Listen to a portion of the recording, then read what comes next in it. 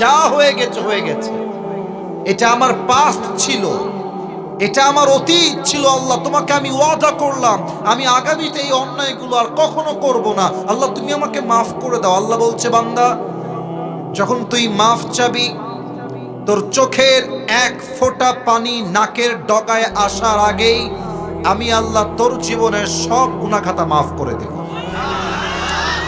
লা তাকনাতু মিন রাহমাতিল্লাহ, never lose hope from the mercy of your Lord. যত গুনাহ হয়ে যাক, রবের রহমত থেকে নিরাশ হয়ে যেও না। ইন্নাল্লাহা ইয়াগফিরু যুনুবা জামিআ, হাত তোলো, রবের কাছে তওবা করো। আল্লাহ বলছে, বান্দা, তওবা করতে দেরি, আমি আল্লাহর ক্ষমা করতে দেরি হবে না। সুবহানাল্লাহ পড়েন। So tawbah is the first step for a person who intends to walk in the path of religion. যদি কেউ আল্লাহর রাস্তায় ফিরে আসতে চায়, প্রথম শর্তই তওবা। নওগাঁর প্রিয় ভাইরা, প্রথম শর্ত কি? মাশাআল্লাহ, নওগাঁর মানুষ কথা বললে বাঘের মতো গর্জন দিয়ে এরা কথা বলে। বলেন সবাই, প্রথম শর্ত। ডানে সাউন্ড আছে, বামে কোনো সাউন্ড নেই। মুরব্বী সমস্যা নাই, মুরব্বীরাও এখানে সব যুবকের মতো বসে আছে, ঠিক কিনা বলেন? প্রথম শর্ত কি? আর একবার বলেন সবাই, প্রথম শর্ত কি? তওবা। দুই নাম্বারটা একটু জটিল, একটু জটিল। যদি তুমি তোমার জীবনকে পরিবর্তন করে নতুন জীবন শুরু করতে চাও, চেঞ্জ ইওর ফ্রেন্ড সার্কেল। এটা চেঞ্জ করতে হবে। বন্ধু যেমন হয়, আমরা মাঝে মাঝে একটা কথা বলি, সঙ্গ দোষে লোহাও ভাসে। আপনার বন্ধু নামাজি হলে আপনি নামাজি হবেন, আপনার বন্ধু গাঞ্জাখোর হলে আপনিও গাঞ্জাখোর হবেন। হ্যাঁ, বন্ধু যেমন আমরা তেমন। আর মাথায় রাখবেন, আমার আসল বন্ধু সেই বন্ধু নয় যেই বন্ধু আমাকে সিনেমা দেখতে ডাকে। আমার আসল বন্ধু সেই বন্ধু নয় যেই বন্ধু আমাকে হারাম প্রেম করতে ডাকে। আমার আসল বন্ধু সেই বন্ধু নয় যেই বন্ধু আমাকে পার্কে মেয়ে দেখে মজা নেওয়ার জন্য ডাকে।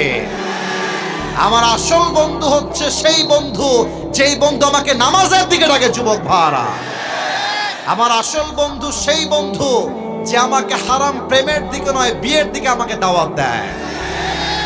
So please, if you want to change your life, first of all you have to change your friend circle. তবে হ্যাঁ, আমি তোমাদের একটা কথা বলে দিতে চাই যুবক ভাইরা, ইনশিওর করে তোমার বাপ মা ছাড়া আশেপাশে যত মানুষ দেখতে পাও সব স্বার্থপর, সব স্বার্থপর। বাপ মা ছাড়া সন্তানের কল্যাণ আর কেউ চায় না যুবক ভাইরা। তো সবাই চাইবে তুমি যেমন খ্যাত আছো খ্যাত থাকো, সবাই চাইবে তুমি যেমন মূর্খ আছো মূর্খই থাকো। আর তোমাকে নিয়ত করতে হবে, ये दिन दिन नहीं है, मुझे अपना दिन बदलना ही होगा। আমার দিন পরিবর্তন করতে হলে আমাকেই পরিবর্তন করতে হবে। আশেপাশের স্বার্থপর মানুষ আমার জীবন পরিবর্তন করতে পারবে না। যখন ফ্রেন্ড সার্কেল চেঞ্জ করবা, একটু দাড়ি রাখবা, টুপি পরবা, বলবে কিরে হুজুর, কিরে, টিটকারি মারবে, বলবে কিরে ভালোই তো হুজুর হয়ে গেছিস আজকাল, 5 ওয়াক্ত নামাজ পড়ছিস, দাড়িও আছে, জঙ্গিবাদ হয়ে গেলে নাকি রে?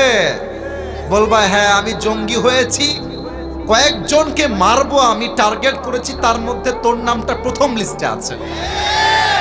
আমার কলিজার টুকরা নওগাঁর ভাইরা, দুনিয়ার মানুষ হচ্ছে এমন যে আপনার 99টা ভালো কাজ দেখেও আপনার প্রশংসা করবে না, একটা খারাপ গুণ পাইলে বদনাম করে ভরায় ফেলবে। আর আল্লাহ হচ্ছেন সেই সত্তা, যেই সত্তা আপনার 99% ভুলগুলোকে মাফ করে দিয়ে একটা গুণের জন্য আপনাকে জান্নাতি বান্দা হিসেবে কবুল করে নেবেন। এজন্য নিজেকে পরিবর্তন করতে চাইলে নিজের বন্ধুত্বকে চেঞ্জ করো। বেদিন তোমার বন্ধু হবে না, যে 5 ওয়াক্ত নামাজি দিনদার সে হবে তোমার প্রকৃত বন্ধু। যুবক ভাইরা, ঠিক কিনা বলো? সর্বশেষ এটা বলে আমি আমার মূল তাফসীরে ফিরে যাব। আপনারা একটা নাম আমাকে বলবেন, আশা রাখছি আপনার নামটা জানেন, এটা অজানা কোনো নাম নয়।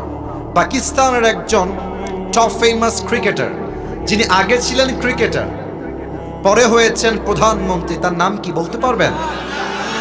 Imran Khan, right answer. ওনার একটা কথা আমার কলিজায় লেগেছে, যেটা আমি 3 নাম্বার পয়েন্টে উল্লেখ করতে চাই। আগেই আমি বাংলায় বুঝাই দেই, তারপরে তার কথা আমি কোট করব। প্রিয় ভাইয়েরা, অতীত শুধুমাত্র শিক্ষার জন্য, বসবাসের জন্য না। মনে করেন আজকে শুক্রবার, আজকে একটা ভুল হয়ে গেছে, এটা অতীত। কালকে শনিবার শুরু হবে, আজকের শুক্রবার বসবাসের জন্য নয়। শনিবারে আমার শিক্ষা এইটা, শুক্রবারে যে ভুল আমি করেছি এটা আমি শনিবারে আর করব না। এবার ইমরান খান কি বলেছেন এটা আমি কোট করছি। উনি বলেন,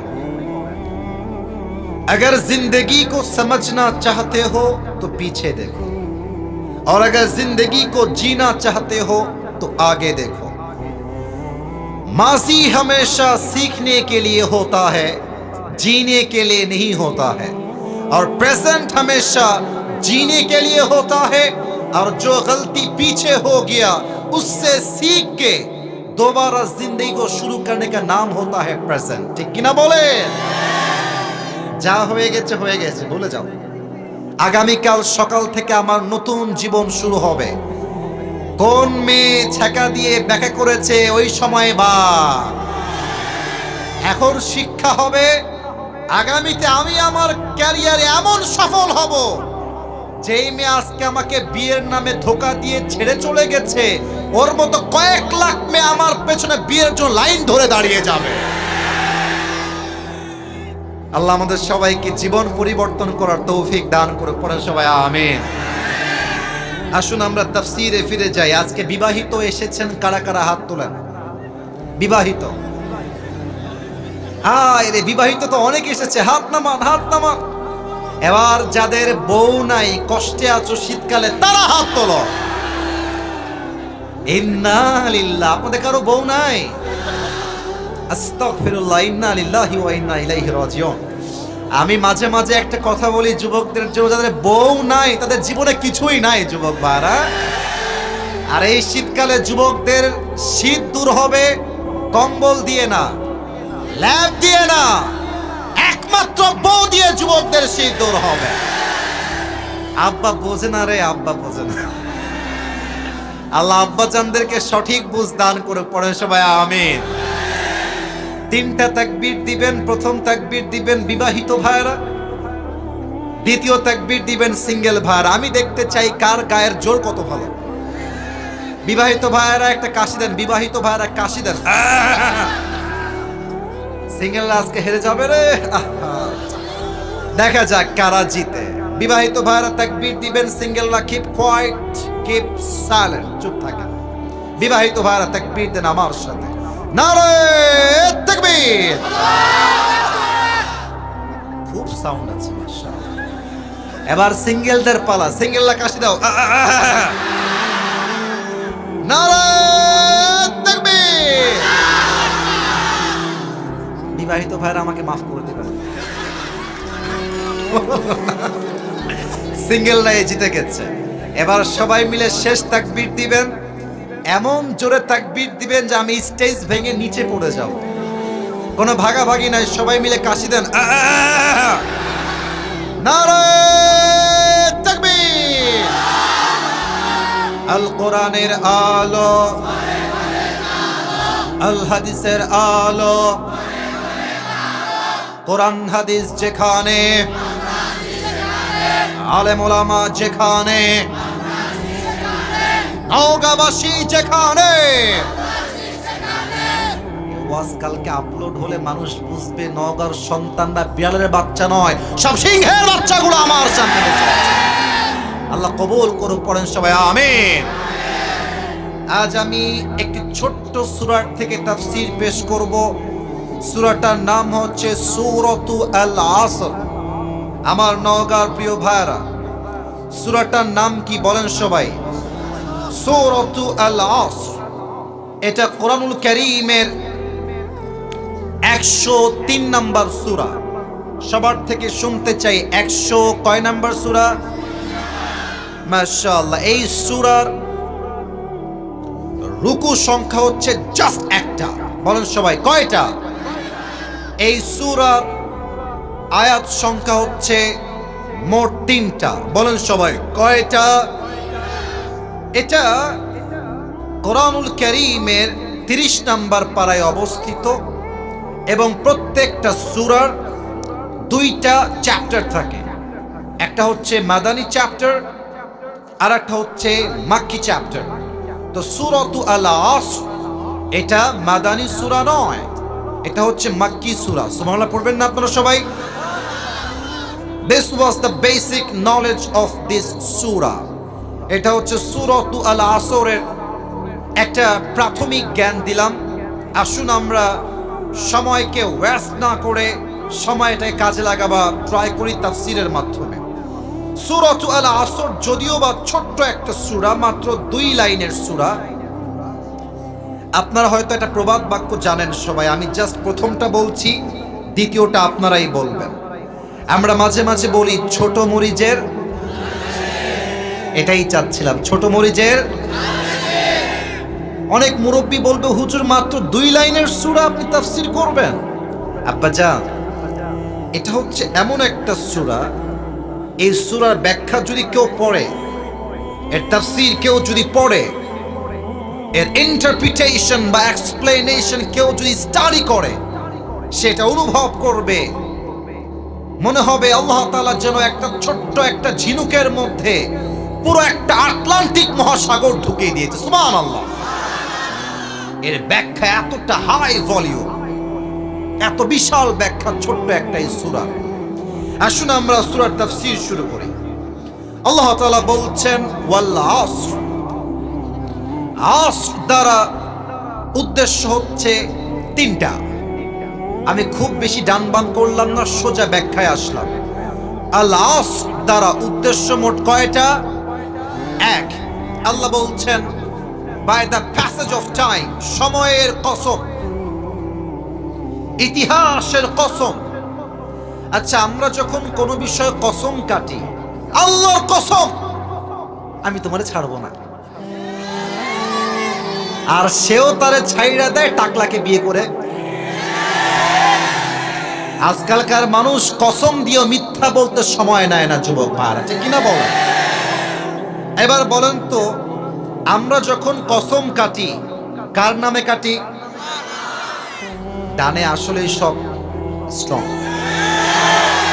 বলেন সবাই বামের ভাইরা, কার নামে কসম কাটি আমরা? আল্লাহর নামে আমরা কসম করি, কিন্তু আল্লাহ এবার নিজেই কসম করছেন। তার মানে আমরা আল্লাহর নামে কসম করে এটা বুঝাই দেই যে আমি কিন্তু এই কথা মিথ্যা বলবো না, আমি কিন্তু সত্য বলছি। কসম কার? আমার রবের কসম। তাহলে আল্লাহ যখন কোনো জিনিস দিয়ে কসম করবেন, জিনিসটা কি কম দামি হবে না বেশি দামি হবে? বেশি দামি হবে। আল্লাহ বলছে সময়ের কসম। এই পৃথিবীতে সবচাইতে গুরুত্বপূর্ণ হচ্ছে সময়, আর মানুষের কাছে সবচাইতে অবহেলিত বিষয়ের নামও হচ্ছে সময়। নিঃশ্বাস নিলাম, 1 সেকেন্ড শেষ। কথা বলছি, আরো 1 সেকেন্ড শেষ। এক একটা মিনিট পার হচ্ছে, প্রত্যেকটা যুবক মুরব্বী মা বোন এক একটা সেকেন্ড পার হচ্ছে, আমরা কবরের দিকে আর একটা ধাপ সামনে এগিয়ে যাচ্ছি। আল্লাহ বলছেন সময়ের কসম। 1 নাম্বার আল আসর দ্বারা সময় উদ্দেশ্য। আচ্ছা, 2 নাম্বারটা বোঝাতে হলে আমাকে একটা এক্সাম্পল দিতে হবে। আল আসর মানে হচ্ছে নিংড়ানো, চিপড়ানো। আচ্ছা, লুঙ্গি ধুয়েছেন, লুঙ্গি তো লুঙ্গি আপনি চিপড়াবেন না আপনি? আচ্ছা, এটার উদ্দেশ্য চিপড়ানো কেন? এটা আমার হাতে কি? বোতল। বল, এটার নাম কি? মনে করেন আমার কাছে এরকম লম্বা লম্বা 2টা আম আছে, 2টা আম। আমি কি চাইলে এই বোতলে আমটা আস্ত ঢুকাইতে পারবো? যদি আমি চাই যে আমের স্বাদটা আমি নিব, তাহলে আমি আমটাকে ব্লেন্ডার করে, দুইটা আমকে ব্লেন্ডার করে আমের যেই নির্যাস আছে, যেই রস আছে, দুইটা আমের সব রস আমি একটা বোতলে ভরতে পারবো। তো আল্লাহ বলছে, বান্দা তুই তো পুরো কোরআন পড়বি না, তোর কাছে তো সে সময় নাই, আমি আল্লাহ জানি আগের থেকে। তুই যেন পুরো কোরআন না পড়তে পারলেও ছোট্ট একটা সূরায় তুই পুরো কোরআনটা পেয়ে যাস। একটা সূরা পড়লে যেন পুরো কোরআনটাই পড়া হয়ে যায়। তাই পুরো কোরআনের সমস্ত নির্যাসকে আমি আল্লাহ তাআলা সূরা আল আসরের মধ্যে প্রবেশ করাই দিয়েছি। এটা হচ্ছে সেই কোরআন, এটা হচ্ছে সেই সূরাত আল আসর। 3 নম্বর উদ্দেশ্য হচ্ছে আল আসর দ্বারা আসরের নামাজের সময় আপনি খেয়াল করেন, ফজর থেকে জোহর লম্বা সময়, জোহর থেকে আসর আরেকটু কম লম্বা সময়, কিন্তু আসর থেকে মাগরিব খুবই কম সময়। আল্লাহ বলছে, এই বান্দা আসরের নামাজের সময়ের কসম, সময় খুবই অল্প, আয় আয় আয় শুনে যা আমি কি বলি, শুনে যা, সন্ধ্যা হয়ে যাবে, আয়। আসরের কসম। এই হচ্ছে 3টা তাফসীর আমি পেয়েছি। আল্লাহ কি বলছে দেখেন, আল্লাহ বলছেন ইন্নাল ইনসানা লাফি খুসর। এখানে আসছে আল ইনসান, এটা হচ্ছে আলিফ লাম ইস্তিগরাকি। মুসলমান, হিন্দু, বৌদ্ধ, খ্রিস্টান, আল্লাহ বলছেন পুরো পৃথিবীর মানুষ আজকে ক্ষতিগ্রস্তের শামিল। আমি বোঝাবার জন্য জাস্ট একটা এক্সাম্পল দিব।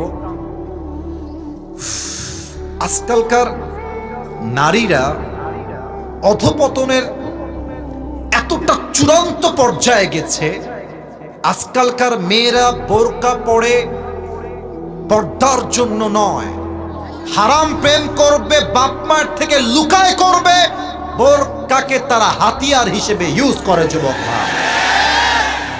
ইন্নাল ইনসানা লাফি খুসর, সব মানুষ হচ্ছে ক্ষতিগ্রস্ত। তো মেয়েরা কেন ক্ষতিগ্রস্ত? নাম্বার 1, মেয়েরা পর্দা করে আল্লাহর জন্য নয়, নিজেকে প্রেম করে বাপের থেকে মায়ের থেকে আড়াল করবার জন্য। ঠিক না বলে? 2 নাম্বার আরেকটা এক্সাম্পল আমি আমার প্রিয় বোনদের জন্য বলতে চাই। মেয়েরা ক্ষতিগ্রস্ত কেন? মেয়েদের ডিমান্ড অনেক বেশি। অনেক বিবাহিতরা আমাকে মেসেজ দেয়, হুজুর আমার বউয়ের যে ডিমান্ড, আমি ওকে ডিভোর্স দিয়ে দেবো, ওকে আমি রাখবো না। এক ছেলে আমাকে সেই দিন, হাসবেন না, এটা হাসির কথা না, যুবকরা যদি বিয়ে না করো বুঝবা না, বিয়ে করলে বুঝবা কত ধানে কত চাল। এক যুবক বলছে, আমার বউ সেদিন আমাকে বলছে যে জান তুমি জানো আমার বান্ধবীর জামাই তাকে আইফোন 16 প্রো ম্যাক্স কিনে দিয়েছে, তুমি কি জানো? প্রিয় ভাইরা, এটার দ্বারা উদ্দেশ্য গল্প নয়, বউ বুঝাচ্ছে অমকের জামাই তাকে দিয়েছে, তুমি আমাকে কবে দিবা? ইভেন মেয়েদের এত চাহিদার জন্য হাজার হাজার যুবক হারামের চাকরি করতে বাধ্য হয়। যুবক ভাই, তবে বিবাহিত মেয়েদের চাহিদাই বেশি তা না, বলতে লজ্জা পাচ্ছি যুবক ভাইরা। টু বি অনেস্ট, সব মেয়েকে আমি কখনো এক পাল্লায় মাপি না, তবে কিছু মেয়েদের চাহিদা এত বেশি, এরা আইফোন 16 প্রো ম্যাক্স পর্যন্ত, কক্সবাজার পর্যন্ত চলে যায়। আল্লাহ এদেরকে হেদায়াত দান করুক, পড়েন সবাই আমিন। আল্লাহ বলছেন ইন্নাল ইনসানা লাফি খুসর, পৃথিবীর সমস্ত মানুষ ক্ষতিগ্রস্তের শামিল। এর মাঝে মেয়েরাও বলো, যুবক ভাইরা আছে না নাই? আচ্ছা, মুরব্বীরা ক্ষতিগ্রস্তের শামিল কেন? মুরব্বীরা, আমি আপনাদের পায়ে হাত রেখে কথা বলছি, পায়ে হাত। আমি আপনাদের কারো শত্রু নই, প্রত্যেকটা মুরব্বী হচ্ছে আমাদের কলিজার টুকরা, নয়নের মণি। যুবক ভাইরা ঠিক কিনা বলে? আমি এই যে এখনই মাহফিল থেকে আসছিলাম, যখন রাস্তায় আমি দেখছি মুরব্বী আব্বা জানরা চায়ের দোকানে বসে বাম পায়ের উপরে ডান পা তুলে দিয়ে, আচ্ছা বলেন, হাসবেন, আমি কি মিথ্যা বললাম না সত্যি বললাম? প্রমাণ চান? আমি বলি, আমি যদি এখন ওয়াজ বাদ দিয়ে এখান থেকে নেমে যাই স্টেজের বাহিরে, যদি আমি হেঁটে বেড়াই মাঝখান দিয়ে, আমি কয়েকজনের পকেটে হাত দিব, আমি গ্যারান্টি দিয়ে বলবো কারো পকেট থেকে অবশ্যই একটা বিড়ির প্যাকেট বের হবে। আল্লাহ বলছেন ইন্নাল ইনসানা লাফি খুসর, পৃথিবীর সমস্ত মানুষ ক্ষতিগ্রস্তের শামিল। 3 নাম্বার, আমি আমার যুবক ভাইদেরকে অ্যাড্রেস করে একটা কথা বলতে চাই। দেখো, আমি মনে করি এখনকার যুবকদের নষ্ট হওয়ার সবচেয়ে বড় কারিগর হচ্ছে অ্যান্ড্রয়েড ফোন আর স্মার্টফোন। যুবক ভাই, এটা যে কত মারাত্মক আমি আপনাদেরকে বোঝাইতে পারবো। রাত বাজে 11টা, আপনি বেডে গিয়েছেন যে গিয়ে ঘুমায় যাব, ঢুকলেন টিকটকে, ঢুকলেন ফেসবুকে, ঢুকলেন ইউটিউবে, মাথা রেখেছিলেন বেডে রাত 10টার সময়, রাত 4টা বেজে যায়, তবুও আপনার ফেসবুকে স্ক্রল শেষ হয় না। এই স্মার্টফোনের আসক্তি থেকে বের হওয়ার দরকার যুবক ভাইয়ারা। বলো সবাই, আছে না নাই? আল্লাহ বলছেন দুনিয়ার সমস্ত মানুষ ক্ষতিগ্রস্তের শামিল, তবে 4 গুণ যেই ব্যক্তির মাঝে আছে তাকে সফল ব্যক্তি হিসেবে ঘোষণা দিয়েছে একজন। আওয়াজ দিয়ে বলেন সবাই, তিনি কে? এই 4টা গুণ মুখস্থ শুনতে চাই সবার থেকে। নাম্বার 1, ইল্লাল্লাযীনা আমানু, except those who have faith। 1 number, আল্লাহ বলছেন সফল হলো তারা ঈমান এনেছে যারা। কদ আফলাহাল মুমিনুন, আল্লাহর কাছে সফলতার মাপকাঠি হচ্ছে ঈমান। যার ঈমান আছে, টাকা নাই, পয়সা নাই, বাড়ি নাই, গাড়ি নাই, নওগাঁর সবচাইতে গরিব ঘরের সন্তান, আল্লাহ বলছে বান্দা তুই যতই গরিব হ, ঈমান যেহেতু আছে তুই আমার কাছে সবচাইতে কাছের এবং প্রিয় বান্দা। সুবহানাল্লাহ। একটু ব্যাখ্যা না করলে ঈমানের মর্মার্থ বুঝে আসবে না। আমাদের বাংলাদেশের রাজধানীর নাম কি? উত্তরটা একটু আস্তে হয়ে গেছে। বাংলাদেশের রাজধানীর নাম কি নওগাঁর ভাইরা? ঢাকায় একটা জায়গা আছে, নাম হচ্ছে গুলশান, নাম শুনেছো? উত্তরা নাম শুনেছেন? তারপরে বসুন্ধরা, যমুনা ফিউচার, ধানমন্ডি নাম শুনেছেন? যারা গিয়েছো তারা খুব ভালো করে এই পয়েন্টটা বুঝবা। ঢাকার গুলশানে আমি যখন দাঁড়াই, কোনো কাজে যখন যাই, আমার খুব স্পষ্ট অলওয়েজ আমার মনে পড়ে যে ঢাকার গুলশানে আপনি জাস্ট 10 মিনিট দাঁড়াবেন ঢাকার গুলশানে কোনো একটা মোড়ে, 1 মিনিট পর পর দেখবেন BMW যাচ্ছে, মার্সিডিজ যাচ্ছে, রেঞ্জ রোভার যাচ্ছে, অডি যাচ্ছে, দামি দামি গাড়ির কোনো অভাব নাই। এখন আপনি বলতে পারেন হুজুর আমি তো আল্লাহর প্রতি ঈমান এনেছি, তো আমার কাছে তো সাইকেলটাও নাই, আর ও তো সুদ খায়, ওর কাছে BMW আসলো কেমন করে, রোলস রয়েলস আসলো কেমন করে? তাদের জন্য ছোট্ট একটা ব্যাখ্যা দিতে চাই। এক ছেলের 2টা পশু আছে, এক হচ্ছে ছাগল আর এক হচ্ছে গাধা। তো একদিন ছাগল গাধাকে ডাক দিয়ে বলছে, গাধা, রাজশাহীর ভাষা, আবে শালা তুই আসলেই একটা গাধা বে। গাধাকে বলছে কি, তুই শালা আসলেই একটা গাধা। তো গাধা বলছে, বন্ধু আমি তো গাধাই, সবাই জানে, আমাকে তুমি আবার গাধা বলে গালি দাও কেন? তো ছাগল বলছে, বেটা তুই দেখিস না যে মালিক আমাকে কত ভালোবাসে, বিস্কুট দেয়, পাউরুটি দেয়, খ্যার দেয়, ঘুষি দেয়, আর তোরে পাইলে খালি থাপ্পড় দেয়। তো গাধা বলছে, বন্ধু কথা তুমি ঠিকই বলেছ, মালিক তোমারে বড্ড ভালোবাসে। তো বন্ধু তুমি কি খেয়াল করেছো মালিক কি তোমাকে আগের থেকেই ভালোবাসতো না ইদানিং ভালোবাসে? ছাগল বলছে, বন্ধু তাই তো, মালিক তো আমাকে আগে ভালোবাসতো না, ইদানিং খুব বেশি ভালোবাসে। গাধা বলছে, বন্ধু একবার উপরের দিকে তাকাও, আকাশ দেখো। বলছে কি হয়েছে বলো? বলছে আকাশের দিকে তাকায় দেখো, সামনে কুরবানির চাঁদ উঠেছে, কয়েকদিন পরে তোমার জবাই হবে, তাই তোমাকে জনমের খাওয়া খাওয়াচ্ছে, খেয়ে নাও, সময় কিন্তু বেশি দিন আর বাকি নাই। যদিও বা আমার যত্ন কম, হয়তো আমি শাকসবজি কোনো মতো খেয়ে বেঁচে আছি, বাট আমার সময় সামনে এটা নয়, আমার সময় যেমন আছে চলবে, বাট তোমার সময় কিন্তু বন্ধু বেশি দিন বাকি নাই। অতএব সুদ খায়, ঘুষ খায়, টাকার মালিক, বাড়ির মালিক, ফ্ল্যাটের মালিক, ইমানদার বান্দার হতাশ হওয়ার কিছু নাই। ইমানদারের গন্তব্য দুনিয়া শেষ হবে, জান্নাতে গিয়ে সে পৌঁছে যাবে। আর সুদখোর ঘুষখোর দুনিয়াতে অনেক কিছু পাবে, বাট দুনিয়ার জীবন শেষ হলে তার জন্য জাহান্নামের ফয়সালা হয়ে যাবে, ঠিক কিনা বলে? এজন্য আল্লাহ বলছেন ইল্লাল্লাযীনা আমানু, আল্লাহর কাছে সফল বান্দা হলো সেই বান্দা যার হৃদয় ঈমান আছে 100 উপরে। তিনি কে? এক নাম্বার। দুই নাম্বার, ওয়া আমিলুস সলিহাত, and those who do good deeds, যারা ভালো আমল করে। এটার ব্যাখ্যা বোঝার জন্য ছোট্ট একটা এক্সাম্পল দেই। মনে করেন আমি আসিফ হুজুর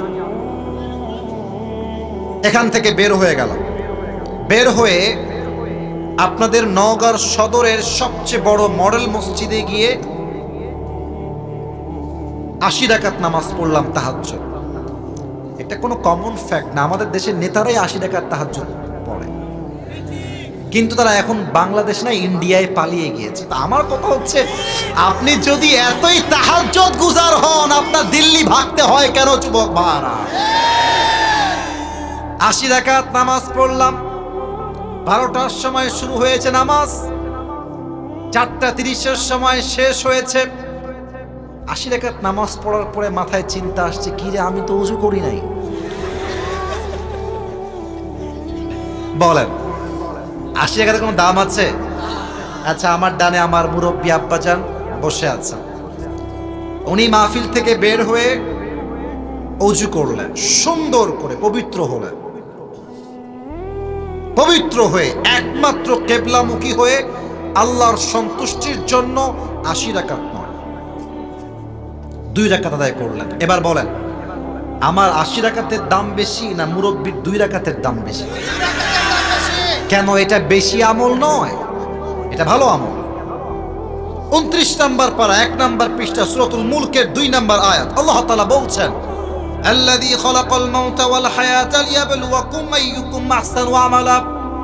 আমি আল্লাহ জীবন দিয়েছি, মরণ দিয়েছি, জাস্ট চেক করতে চাই তোমাদের মাঝে কে কত ভালো আমল করে আমার কাছে ফিরে আসে। সুবহানাল্লাহ পড়েন সবাই। আল্লাহর কাছে বেশি আমলের দাম নাই, হাদিসটা সবার মুখস্থ। আখলিস দীনাকা ইয়াকফিকা আল আমালুল কলিল। এই বান্দা, 100 রাকাত লাগবে না, 2 রাকাত পড়, ইখলাস নিয়ে পড়। 100 রাকাতের চাইতে 2 রাকাতটা আমি আল্লাহর কাছে সবচাইতে দামি হয়ে যাবে, ঠিক কি না বলেন? আচ্ছা বলেন, যে মাটিতে বসে আছেন, এই কবরে যখন আপনাকে রাখা হবে, বাপ দাদার পরিচয় দিয়ে ছাড় পাওয়া যাবে? যাবে যাবে যাবে যাবে? একটা হাদিস বলছি, শেষ হাদিস। বলেন তো, নবীজির সবচাইতে কাছের কলিজার টুকরা মেয়ের নাম কি ছিল? কেন ভয় পান? কেন ভয় পান? বলেন, নাম ছিল কি? রাদিয়াল্লাহু তাআলা আনহা। আর একটা প্রশ্ন করতে চাই, মুরব্বীরা, যুবকেরা অ্যাক্টিভ হন, জোরে উত্তর দেন। বলেন তো, ফাতেমার স্বামীর নাম কি ছিল? আলী রাদিয়াল্লাহু তাআলা আনহু। বাচ্চারাও পারে। শেষ প্রশ্ন, আশা করছি সঠিক উত্তর পাবো সবার থেকে। ওনাদের সংসার থেকে জাস্ট 2টা সন্তান দুনিয়াতে আগমন করেছিল। 1 নাম্বার হাসান, 2 নাম্বার মাশাআল্লাহ, I got the right answer from all the people. 1 number Hasan, 2 number. ভালো আমলের দাম কত বেশি এটা বোঝাবার জন্য এটা আমার শেষ ঘটনা, এটা আমার শেষ হাদিস। ফাতেমা রাদিয়াল্লাহু তাআলা আনহা একদিন বসে বসে রুটি বানাচ্ছেন। রুটি বানানোর জন্য দেখবেন আটা ছেনতে হয়, আটা। তো উনি বসে বসে আটা ছেনছেন, আলী ঘরে প্রবেশ করেছে। তো আলী খুব খেয়াল করে দেখছে ফাতেমা রুটি বানাবে, আটা ছেঁকছে। দেখছে ফাতেমা 2 চোখ দিয়ে অঝরে পানি ঝরছে, 2 চোখ দিয়ে পানি পড়ছে। তো স্বামী তো স্বামী হয়, স্বামী বইয়ের সব সহ্য করতে পারে। বাট বইয়ের দুই চোখের পানি সহ্য করতে পারে না, ঠিক কিনা বলেন যুবক ভাই? তো আলী দৌড় দিয়ে আসছে ফাতেমার কাছে, বলছে ফাতেমা, তোমার চোখের কোঠায় পানি কেন? Why you are crying? তুমি কাঁদছো কেন ফাতেমা? ফাতেমা বলছে কিছু নাই, এমনি সমস্যা নেই, আপনি আপনার কাজ করেন। অ্যাভয়েড করছে। আলী বলছে না না, আমাকে বলো, আমি তোমার স্বামী, তোমার সুখের সময়ের সাথী আমি, দুঃখের সময়ের সাথীও আমি, ঠিক কিনা বলে? বলো তোমার কি হয়েছে? ফাতেমা বলছে আলী, আজ যখন তাহাজ্জুদের নামাজের সময় ঘুমিয়েছিলাম, আমি আমার ঘুমের মধ্যে স্বপ্নে দেখলাম অন্ধকার রাত, বিশাল লম্বা একটা মাঠ, আমার আব্বাজান মাঠের মধ্যে দাঁড়িয়ে অন্ধকারে কি যেন হাত দিয়ে এমনে এমনে খুঁজতেছেন। আমি গেলাম, আব্বাজান what you are searching for? আপনি কি খুঁজতেছেন আমাকে বলেন। আব্বা আমার দিকে তাকিয়েছে, আরে ফাতেমা তুমি কই থেকে আসলা? আমি তো তোমাকেই খুঁজতেছিলাম। জোরে পড়েন সবাই মিলে সুবহানাল্লাহ। আব্বাজান আমি এখানেই আছি, বলেন কি লাগবে আপনার? এবার আল্লাহর হাবিব ডাক দিয়ে বলছে, ফাতেমা তুমি দুনিয়ার জমিনে আর বসবাস করো না, আমি বড্ড একা, তুমি আমার কাছে চলে আসো। এই কথা নবীজি বলেছেন, আর ফাতেমার ঘুমটা সাডেনলি ভেঙে গেছে। উনি ভাবছেন স্বপ্নে আমি কি দেখলাম, এইটা আমার আব্বা আমাকে কবর থেকে ডাকছে, এর ব্যাখ্যা কি? যারা এখানে বসে আছেন স্বপ্নের ব্যাখ্যা শোনেন। যদি আপনাকে আপনার বাবা কবর থেকে ডাকে যে বাবা তুমি আমার কাছে চলে আসো, যদি আপনাকে আপনার মা কবর থেকে ডাকে যে বাবা তুমি আমার কাছে চলে আসো, এই স্বপ্নের ব্যাখ্যা এসেছে আপনার হায়াত বেশি দিন আর বাকি নাই। এটা হচ্ছে স্বপ্নের ব্যাখ্যা। তো আমাদের ব্যাখ্যা ভুল হলে হতেও পারে, বাট নবীজি যাই কবর থেকে ডাকছেন, নবীর ডাকা কি কখনো ভুল হতে পারে নওগাঁর ভাইরা? হতে পারে না। এটা ফাতেমার স্বপ্ন শুনে আলী বুঝে গিয়েছে যে আমার বউটা হয়তো আর বেশি দিন দুনিয়াতে থাকবে না। এবার আলী নিজেও কান্না শুরু করে দিয়েছে ফাতেমার সাথে।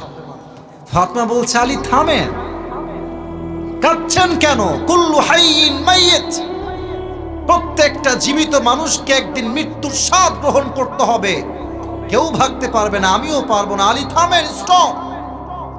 আলী বলছে ফাতেমা কয়েকদিন আগে আমার কলিজার টুকরার প্রিয় নবী বিদায় নিয়ে চলে গেছে, ওই আঘাতটাই তো আমি সহ্য করতে এখনো পারি নাই। সে আঘাতের যন্ত্রণা এখন আমার বুকে অটল আছে। এর মাঝে যদি আমার কলিজার টুকরা একমাত্র বউ ফাতেমার বিদায় হয়ে যায়, আমি কাকে নিয়ে বাঁচবো? ফাতেমা আমার তো কেউ থাকবে না দুনিয়াতে বেঁচে থাকার মতো। ফাতেমা বলছি থামেন, স্থির হন, টেনশন করবেন না। তবে আমি আপনাকে আমার মৃত্যুর পূর্বে 3টা ওসিয়ত করে যেতে চাই। নওগাঁর ভাইরা, লুক অ্যাট মাই 3 ফিঙ্গার্স, 3 আঙ্গুল দেখেন, বলেন সবাই কয়টা ওসিয়ত? নওগাঁর সাউন্ড তো এরকম হয় না, বলেন সবাই কয়টা? 1 নাম্বার ওসিয়ত, আলী মন দিয়ে শুনবা। আমি ফাতেমা তোমার একমাত্র বউ, হাসান এবং হোসাইনের মা, নবীজির একমাত্র কলিজার টুকরা মেয়ে ফাতেমা হলাম আমি। আমি হয়তো তোমার বউ হিসেবে তোমাকে অনেক আঘাত করেছি, অনেক কষ্ট দিয়ে ফেলেছি, তুমি আমাকে মাফ করে দিও, মরে যাবো তো, মাফ করে দিও। আলী বলছে কেমনে মাফ করবো, কিসের মাফ? আরে আমার বউ আজীবন আমার খেদমত করেছে, আমার বউয়ের চুল পরিমাণ কোনো ভুল হয় না। আমি স্বামী হিসেবে সাক্ষ্য দিচ্ছি, আমার বউয়ের মতো চরিত্রবান বউ আর কেউ হতে পারে না, ঠিক কিনা বলে? যাও তোমাকে মাফ করে দিলাম, কোনো ভুল নাই যদিও বা, সব মাফ। 2 নাম্বারটা বলো। এটা একটু মজার ছলে বলতে চাই। ফাতেমা বলছে আলী আমি মরে গেলে তোমার যেখানে মন চায় করবা বিয়ে, সমস্যা নেই, তো শর্ত আছে একটা, আমার হাসান আর হোসাইনের যেন কোনো কষ্ট না হয়। আর আমাদের যুগের এই মেয়েরা যারা আছে, মরার সময় যখন বেঁচে থাকে স্বামীকে বলে এই এদিকে আসো। স্বামী বেচারা মাসুম নিষ্পাপ, কিছুই বোঝে না, কি হয়েছে বলো? বলে এই তোমার ডান হাত আমার মাথায় রাখো। রাখলাম। বলো কি বলবো? বলছে আমার মাথার কসম খেয়ে বলো তুমি জীবনেও দ্বিতীয় বিয়ে করবা না। তো এক স্বামী বড্ড চালাক, বউ বলছে স্বামী আমি যদি মরে যাই তুমি কোনোদিন দ্বিতীয় বিয়ে করবা না তো? तो स्वामी बोलছে बीवी तुम क्या बात कर रहे हो, अगर तुम मर जाओगे तो मैं पागल बन जाऊंगा और पागल जो चाहे वही कर सकता। বলছে বউ তুমি কি বললা, তুমি মরে গেলে আমি পাগল হয়ে যাব আর পাগল যা মন চায় তাই করতে পারে, ঠিক কি না বলে? তার মানে মাঝে মাঝে প্রশ্ন যেমন হয় উত্তর তেমন হওয়ার দরকার আছে, ঠিক কি না? তালি বলছে ঠিক আছে আমি যদি কখনো বিয়ে করি এমন কোন মেয়েকে বিয়ে করব যেই মেয়ে তোমার হাসান আর হোসেনকে আগলে রাখবে নিজের সন্তানের মতো। ঠিক আছে যাও, ডান। 3 নাম্বারটা বলো, লাস্ট এন্ড ফাইনাল। ফাতেমা বলছে আলী আমার মৃত্যুর পরে আমার জানাজার ইমাম হবেন আপনি, আর মুসল্লি হবে হাসান আর Hossain, and nobody is allowed to come there, কেউ সেখানে আর আসতে পারবে না। আলী বলছে ফাতেমা তোমার প্রথম ওসিয়ত মানতে রাজি আছি, দ্বিতীয় ওসিয়ত মানতেও রাজি আছি, 3 নাম্বারটা আমার দ্বারা হবে না, আমাকে মাফ করে দাও। এটা পারবো না। নবীজির একমাত্র কলিজার টুকরা মেয়ে ফাতেমা দুনিয়ার থেকে বিদায় নিবে আর সাহাবা একরাম জানাজে অংশগ্রহণ করবে না, এটা আমি আলীর দ্বারা বরদাস্ত হবে না। ফাতেমা আমাকে তুমি মাফ করে দাও, এটা আমার দ্বারা সম্ভব না। আমার বোনেরা যারা এসেছেন, বোনেরা কলিজার মায়েরা, বোনেরা মেহেরবানি করে আপনারা এই মুহূর্তে কানটা খাড়া করা, মনোযোগ দিয়ে শোনেন। ফাতেমা বলছে আলী আমি ওসিয়তটা কেন করছি, ট্রাই টু আন্ডারস্ট্যান্ড প্লিজ, একটু বোঝার চেষ্টা করো। আমি ফাতেমা আমার জীবনে নবীর আদেশ অনুযায়ী এমন ভাবে পর্দা মেইনটেইন করেছি এই মদিনার মক্কার আরবের কোন যুবক বলতে পারবে না ফাতেমা কি কালো না ফর্সা, ফাতেমা কি মোটা না চিকন, ফাতেমা কি হাইটে লম্বা না গুঠু। আমার পর্দা এতটা সেফটির সাথে ছিল মদিনার কোন যুবক আমার দেহের একটা চামড়ার অঙ্গ পর্যন্ত দেখতে পারে না। তুমি যদি আমাকে জানাজার সময় সবাইকে নিয়ে আসো, মানুষ বুঝে ফেলবে আমি হয়তো চিকন ছিলাম, আমি হয়তো মোটা ছিলাম, আমি হয়তো লম্বা ছিলাম, আমার পর্দার মান নষ্ট হয়ে যাবে গো। তুমি কাউকে ডাকতে যেও না, তুমিই থেকো আর হাসান হোসেন থাকলেই এনাফ, এটাই এনাফ। আলী বলছে ঠিক আছে, বউ যেহেতু বলেছে পুরুষ মানুষ সব ফেলতে পারে, বউয়ের কথা ফেলতে পারে না, তো বলছে ঠিক আছে যাও, রাজি হলাম। আলী বের হয়ে গেলেন, এসেই শুনলেন ফাতেমা শেষ, দুনিয়ার থেকে বিদায় নিয়ে চলে গেছে। লম্বা কথা, লম্বা হাদিস, অত ব্যাখ্যায় যাব না। বলেন তো লাশের যেই খাটিয়া, খাটিয়া 3 পা থাকে না 4 পা থাকে? Right answer. জোরে বলেন 3 পা না 4 পা? সামনের ডান দিকে ধরেছে আলী প্রথম খাটিয়া, পেছনের 2টা, একটা ধরেছে হাসান আর একটা ধরেছে হুসাইন, একটা পা খালি। মর্মান্তিক হাদিস। আলী যখন হাঁটছে আর ভাবছে একটা মাত্র নবীজির মেয়ে যার দ্বারা নবীর বংশ বিস্তার হয়েছে, জান্নাতের সমস্ত নারীদের সরদারিনী ফাতেমা রাদিয়াল্লাহু তাআলা আনহার লাশ যাচ্ছে, বাট তার খাটিয়ার একটা পা ধরবে। কেউ কি দুনিয়াতে নেই কাউকে যে ডাকবে, ডাকতেও পারছে না, ডাকলেই তো ওসিয়ত ভেঙে যাবে।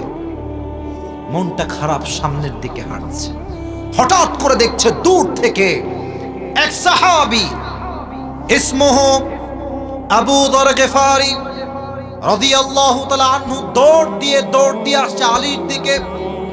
আলী দেখে ভয় পেয়ে গেছে, আরে যদি এসে বলে এই আলী এটা কার লাশ, এটা কি ফাতেমার লাশ? আমি যদি ওসিয়ত রাখতে বলি যে না না এটা ফাতেমার লাশ নয়, এটা অন্য কারো লাশ, মুসলমান সব বলতে পারে, জবান দিয়ে মিথ্যা বলতে পারে না। আর যদি বলি ফাতেমার লাশ, তবে তো আমার স্ত্রী 3 নাম্বার যে ওসিয়তটা ছিল একমাত্র 3 জন থাকবে, আর কেউ অ্যালাউড না, ওসিয়ত তো ভেঙে যাবে, কি উত্তর দিব? আলী টেনশনে চেহারা লাল হয়ে গেছে। আবু যর গেফারি দৌড় দিয়ে এসে খাটিয়া বাম পা ধরেছে আর বলছে, আলী এত চিন্তা করো না, টেনশন নাই, কিছুই ভাঙে নাই, আমাকে আল্লাহ তোমার কাছে পাঠিয়ে দিয়েছে। ধরো খাটিয়ার কাঁধ ধরো। 4 জন মিলে গিয়ে লাশটাকে কবরের পাশে রেখেছে। যখন লাশটা কবরে নামাবে, আবু যর গেফারি ভাবছে মনে মনে, কার লাশ নামাবো আজকে কবরে? মন বলছে এটা সাধারণ কোন নারীর লাশ নয়, এটা নবীজির একমাত্র কলিজার টুকরা মেয়ে ফাতেমার লাশ, সাইয়্যিদাতু নিসাই আহলিল জান্নাহ। এটা এমন একজন নারীর লাশ যেই নারী হবে জান্নাতের সমস্ত নারীদের নেতা সর্দারিনী। এটা এমন একটা মেয়ের লাশ যেই মেয়ে হচ্ছে আমাদের যেই যুবকদের নেতা আল হাসান ওয়াল হুসাইন সাইয়্যিদা শাবাবি আহলিল জান্নাহ, জান্নাতের সমস্ত যুবকদের সর্দার হাসান এবং হুসাইনের মায়ের লাশ। এটা কোনো সাধারণ লাশ নয়। বুকটা গৌরবে ফুলে গিয়েছে। কবরকে বলছে, এই কবর, খবরদার, ফাতেমার লাশ তোমার কবরে দাফন করলাম, খবরদার ফাতেমার সঙ্গে যেন এক চুল পরিমাণ কোনো খারাপ ব্যবহার না করা হয়। সঙ্গে সঙ্গে আল্লাহ কবরের জবানকে খুলে দিলেন। কবর বলছে, এই আবু যর গেফারি, কার সঙ্গে কথা বলছো তুমি? এটা কবর, এটা 3.5 হাত মাটির ঘর। এখানে বাপের পরিচয় দিয়ে কাজ হবে না, মায়ের পরিচয় দিয়ে কাজ হবে না, নেতার পরিচয় দিয়ে কাজ হবে না। এই কবর তার সঙ্গেই ভালো ব্যবহার করবে যার কাছে আছে ভালো আমল। আস্তে ঠিক বললেন কেন? জোরে বলেন, কথা ঠিক আছে কিনা বলে। আল্লাহ বলছেন ওয়া আমিলুস সলিহাত, যারা ভালো আমল করবে। 3 নাম্বার ওয়া তাওয়াসাউ বিল হক, যারা হকের পথে দাওয়াত দিবে।